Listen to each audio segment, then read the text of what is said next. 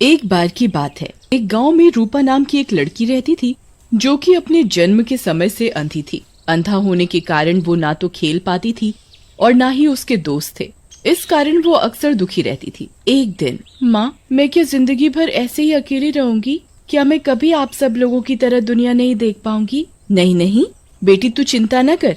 तेरे पिताजी रोज शहर जाते हैं और बड़े डॉक्टरों से मिलते हैं। आज भी वो शहर ही गए हैं। बस एक बार कोई अपनी आंखें देने वाला मिल जाए तो तू भी ये दुनिया देख सकेगी। तभी रूपा के पिताजी मोहनलाल आ जाते हैं। मेरी बेटी, मैं आज बहुत खुश हूँ। मन करता है पूरी दुनिया को सर पर उठा लूं। अजी, ऐसा क्या हुआ जो ऐसे पागल हुए जा रहे हो? क्या हुआ? अरे ये मत पूछो क्या हुआ, ये पूछो क्या होगा। हमें कल ही शहर जाना है और रूपा की आंखों का ऑपरेशन कराना है। डॉक्टर साहब को आंखें मिल गई हैं रूपा के लिए। अब रूपा भी ये दुनिया देख सकेगी। क्या सच में पिताजी? वाह, मजा आ जाएगा। मैं भी दुनिया देख सकूंगी। मजा आ जाएगा पिताजी। फिर अगले दिन तीनों शहर चले जाते हैं और रूपा की आंखों का ऑपरेशन हो जाता है। रूपा, तुम्हारी आंखों का ऑपरेशन सफल रहा है और बस अभी थोड़ी ही देर में तुम भी दुनिया देख सकोगी। सबसे पहले तुम किसे देखना चाहोगी? मैं सबसे पहले अपने पिताजी को देखना चाहूंगी डॉक्टर साहब। फिर डॉक्टर मोहनलाल को लेकर रूपा के पास आते हैं। उसकी आंखों पर पट्टी बंधी होती है। डॉक्टर आंखों से पट्टी उतारता है और रूपा को आंखें खोलने के लिए कहता है। रूपा बेटा, अपनी आंखें खोलो और देखो तुम्हारे आगे कौन खड़ा है, उन्हें पहचानो। लेकिन जैसे ही रूपा अपनी आंखें खोलती है, उसे एक चुड़ैल खड़ी दिखाई देती है और गायब हो जाती है। उसे देखकर रूपा के मुंह से चीख निकल पड़ती है। ये डरावना चेहरा किसका है? कौन है ये? मैं तेरा बाप हूँ बेटा। क्या हुआ? ऐसा क्या देख लिया तुमने बेटा जी? कुछ नहीं पिताजी, शायद कोई भ्रम हुआ होगा। लेकिन हॉस्पिटल से आने के बाद रूपा को अक्सर उसी चुड़ैल का चेहरा दिखाई देता है और वो डर जाती है, जिसकी वजह से उसकी माँ सीमा परेशान हो जाती है और एक तांत्रिक को घर पर बुलाती है। मेरे होते हुए कोई भूत प्रेत नहीं आ सकता। ये भूत प्रेत तो मुझसे डर के भागते हैं और कई तो मेरे आगे रहम की भीख भी मांगने लग जाते हैं। बाबा, अब इतनी बड़ाई मत करिए अपनी और जल्दी से ध्यान लगाकर बताइए बात क्या है। अभी लो पुत्री। उसके बाद तांत्रिक ध्यान लगाकर बैठ जाता है, लेकिन थोड़ी देर बाद तांत्रिक भी डर जाता है। बेटा, ये तो किसी चुड़ैल का साया लगता है और ये चुड़ैल तो मुझसे भी ज्यादा ताकतवर है। मैं कुछ नहीं कर पाऊंगा और अगर मैं यहाँ ज्यादा देर रहा तो ये चुड़ैल मुझे भी मार डालेगी। ऐसा कहकर तांत्रिक वहाँ से भाग जाता है। उसी रात जब रूपा अपने कमरे में सो रही होती है, तभी चुड़ैल उसके कमरे में आ जाती है और उसे आवाज लगाती है, जिसे सुनकर रूपा उठ जाती है। कौन है? तुम हॉस्पिटल में थी? तुम मेरा ऐसे पीछा क्यों कर रही हो और मैं जहाँ भी जाती हूँ वहाँ दिखती क्यों हो? क्या चाहती हो मुझसे? मैं हर जगह आ जाऊंगी। मेरी आंखें वापस दे दो, मेरी मदद करो। तुम्हारी आंखें? ये कैसे हो सकता है? ये तो डॉक्टर ने लगाई है मुझे, और भला मैं तुम्हारे क्या काम आ सकती हूँ?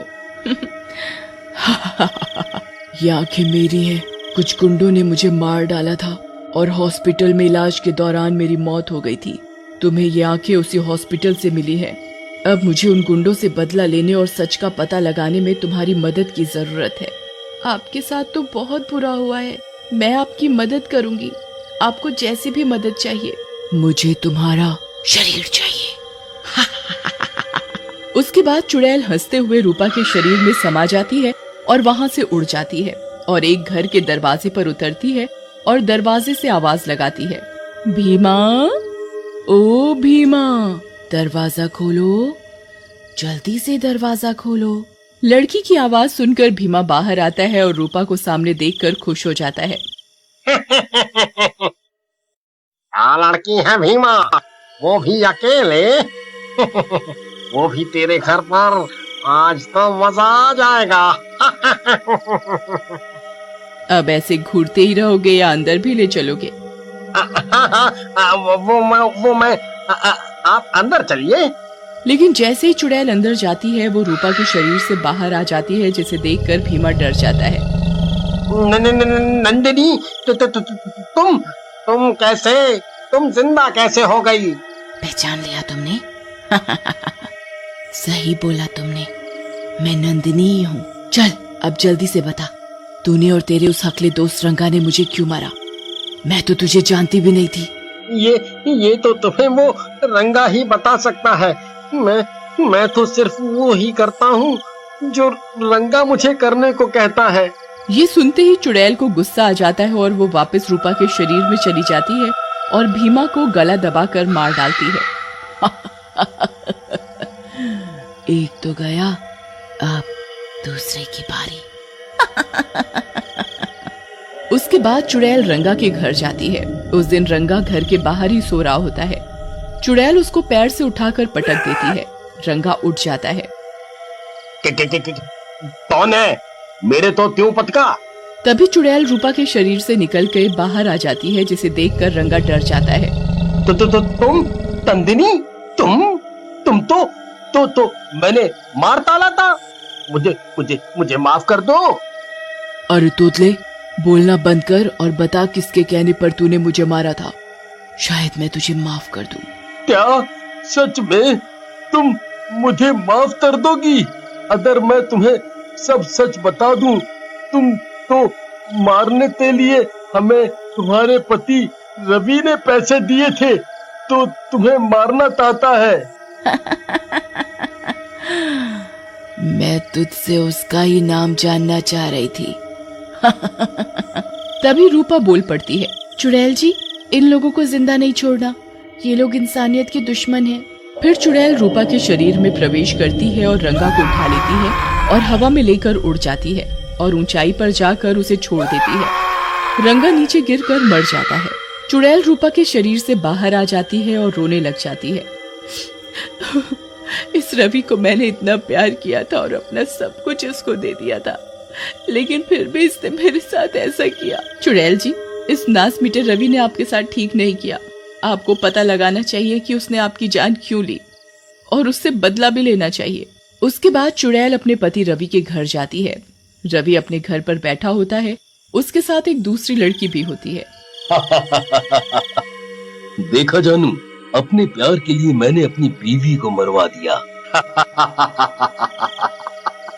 अब हम दोनों आराम से रहेंगे और उस नंदिनी का सारा पैसा अब अपना है। अब हम ऐश करेंगे। तभी चुड़ैल वहाँ आ जाती है।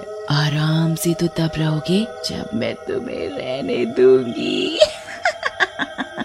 तुम्हें तो मेरे साथ ही आना पड़ेगा, मेरे प्राणनाथ। और रही ऐश की बात, तो वो तो मैं तुम्हें चुड़ैल लोक में कराऊंगी। नंदिनी, मुझे माफ कर दो। मैं इस लड़की के बहकावे में आ गया था। तुम तो मेरी बीवी हो, मेरी जान। रवि की बात सुनकर लड़की डर जाती है और बोलती है, चुड़ैल जी, मैंने कुछ नहीं किया। ये सब तो इस नास मीठे रवि का किया धरा है। मुझे जाने दो, तुम्हें जो भी करना है करो इस रवि के साथ। मैं तुम्हारी बीवी हूँ नहीं थी, अब तो मैं एक चुड़ैल हूँ। जिस लड़की के लिए तूने मुझे मारा, वो भी तुझे छोड़ रही है।